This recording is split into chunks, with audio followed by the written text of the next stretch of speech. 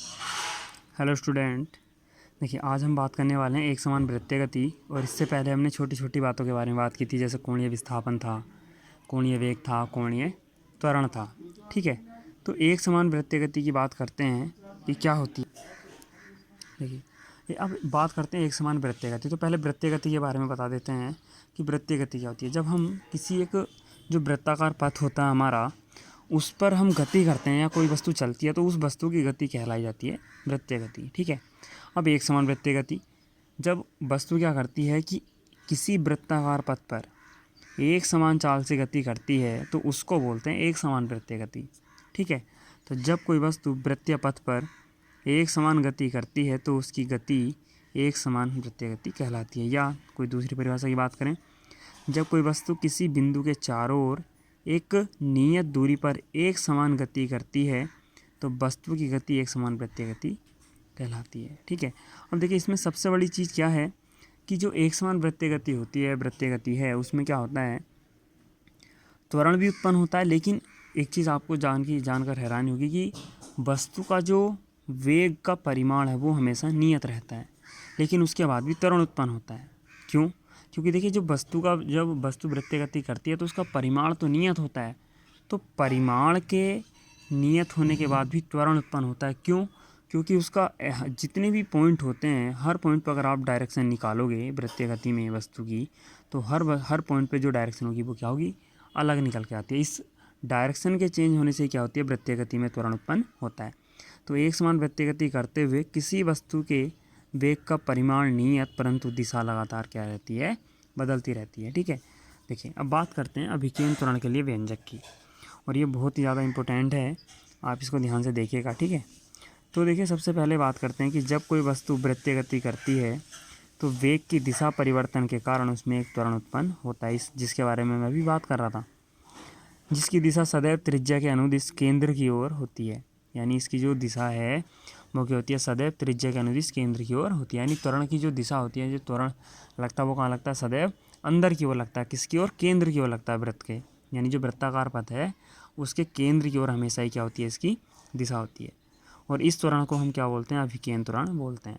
ठीक है, अब देखिए, आपके सामने दो डायग्राम बने हुए हैं।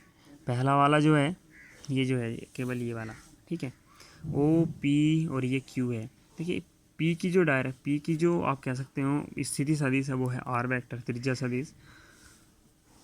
और क्यू का है आर वेक्टर, R2 वेक्टर। ठीक है, अब इन दोनों के लिए जो आप कह सकते हैं रिजल्टेंट वेक्टर निकालेंगे, वो निकल कर आएगा, या रिजल्टेंट कहें या दोनों का डिफरेंस वेक्टर निकालें तो आप निकल कर आएगा डेल्टा आर वेक्टर। ठीक है, यानी पी के और क्यू के बीच में। अब जो वेलोसिटी की डायरेक्शन होगी वो इस रेडियस के अकॉर्डिंग क्या होती है, टेंजेंट के अकॉर्डिंग निकाली जाती है रेडियस से। तो यानी 90 डिग्री के एंगल पे होती है। तो यानी इस रेडियस के सापेक्ष 90 डिग्री के एंगल पे वेलोसिटी की डायरेक्शन, इसके लिए इस बिंदु पर 90 डिग्री, इस रेडियस के सापेक्ष 90 डिग्री, ये क्या होगी, दोनों वेलोसिटी की डायरेक्शन होगी। इस दोनों वेलोसिटी के लिए क्या बनाया, देखिए हमने दूसरा डायग्राम बनाया हुआ है, ये फर्स्ट वाला और ये दूसरा वाला। ठीक है, अब इनके लिए जब हमने दोनों बनाए तो ये जो निकल के आएगा आपका डेल्टा वी निकल के आएगा, दूसरा वाला वेक्टर। ठीक है, तो जब आप इस डायग्राम को कम्प्लीटली बनाएंगे, इसको या तो आप ऐसे बना लीजिए, इसको आगे बढ़ाइए और इसको आगे बढ़ा लीजिए और इसको पीछे बढ़ा लीजिए, तो ये इस तरीके से आपको काटते हुए नज़र आएंगे यहाँ। ठीक है, तो यहाँ जो एंगल बनेगा वही एंगल बनेगा जो यहाँ डेल्टा थीटा बना हुआ है। ठीक है, तो ये चीज़ क्या है, ये मैथमेटिकल प्रूफ भी हो सकती है, आप करना चाहें तो हो जाएगी।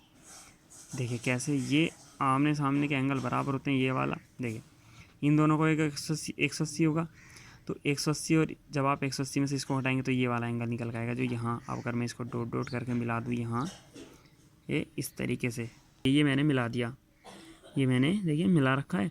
अब ये वाला जो एंगल है 180 में से इसको हटा के आप निकाल सकते हैं। फिर जब ये पूरा टोटल आप एंगल निकालेंगे तो 180 का होता है, तो उसके बाद ऑटोमेटिक ही वाला एंगल कितना बच जाएगा, डेल्टा थीटा। तो वही एंगल यहाँ है। अब इनके बीच में क्या निकाल सकते हैं, difference vector delta V vector आप निकाल सकते हैं। अब बात करते हैं आगे, तो आगे क्या होता है, देखिए कि अब हमारे पास ये दो ट्राइंगल हो गए, एक तो ये वाला ओ पी क्यू और एक हो जाता है ए बी सी। ठीक है, बात करते हैं आगे, माना कोई कण आर त्रिज्या के वृत्तीय मार्ग पर एक समान वेग v से गतिमान है। पी से क्यू के मध्य कण उपरोक्त चित्रानुसार गति करते हैं। यानी जो कण है हमारा वो एक समान वेग v से गतिमान है और पी से क्यू के बीच में जैसा हमने डायग्राम के अकॉर्डिंग उसकी मोशन दिखा रखा वो उस तरीके से क्या करता है, गति करता है। R1 वेक्टर व R2 वेक्टर क्रम से बिंदु P व Q के स्थिति सदिश हैं, यानी R1 और R2 जो है वो P और Q के क्या है, स्थिति से, जो मैंने आपको चित्र में पहले बता दिया है। V1 व V2 बिंदु P व Q के लिए क्या है, वेग हैं, यानी इन दोनों बिंदुओं पर क्या है, ये वेग हैं। उपरोक्त चीज़ से स्पष्ट है कि देखिए ये दोनों जो वेक्टर हैं, अब मैं बताऊं कैसे, कि इन R2/V2 R1/V1, ठीक है, क्योंकि V1 और V2 कांस्टेंट है जो परिमाण है उनके, और R1 R2 भी जो इनके कह सकते हैं आप परिमाण है वो कांस्टेंट है, तो यानी R1/R2 का रेशो निकाल लीजिए और V1/V2 का रेशो निकाल लीजिए, क्या रहेगा, कांस्टेंट आएगा। या V1/R1 निकाल लीजिए और V2/R2 निकाल लीजिए, तब भी कांस्टेंट आएगा। और इनके बीच में जो एंगल बना हुआ है डेल्टा थीटा वो भी दोनों में सेम है, तो ये दोनों क्या हो जाते हैं, त्रिभुज समरूप हो जाते हैं। तो समरूप होने से क्या होता है, इनकी भुजाओं का जो रेशियो होता है वो क्या आ जाएगा, आपका बराबर आ जाएगा। तो समरूप त्रिभुज हैं दोनों, इसलिए कौन सी किस चीज़ से, देखिए ऐसे समरूप हैं, ये आप 10th में पढ़ चुके हैं समरूपता। तो BC/AB, यानी इसकी जो BC वाली भुजा है वो हम ले रखी है BC, और इसकी ले रखी है ये वाली PQ ऊपर, देखिए दोनों तरफ। अब इसके लिए है AB, यानी कोई सा भी एक वेक्टर ले लीजिए, चाहे वो ये वाली ले लीजिए, ये वाली ले लीजिए। तो AB ली है तो बन वाली ली है यहाँ, तो इधर से भी बन वाली यानी OP, ठीक है। अब बात करते हैं आगे, तो देखिए आगे आ जाएगा आपका, देखिए अब ये देखिए डेल्टा V का मोड और वेक्टर V का मोड, यानी इनका परिमाण निकाल रखा है, डेल्टा V/V और डेल्टा R/R। तो डेल्टा V बराबर डेल्टा R इंटू V/R। अब क्या करते हैं, देखिए डेल्टा T से दोनों ओर क्या कर लेते हैं, भाग कर लेते हैं। क्यों, क्योंकि यहाँ से हमें जो रेखीय त्वरण और कह सकते हैं आप कोणीय त्वरण है, उनके बीच में क्या होगा, जो वेग होगा, कोणीय वेग, उसमें रिलेशन आएगा निकल गए, ठीक है, इसलिए।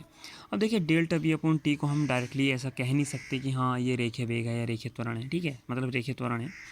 तो इसलिए क्या करते हैं, जब इसके साथ लिमिट लगा दी जाती है तब इसको हम डायरेक्टली बोलते हैं क्या है, ये रेखीय वेग है, ठीक है।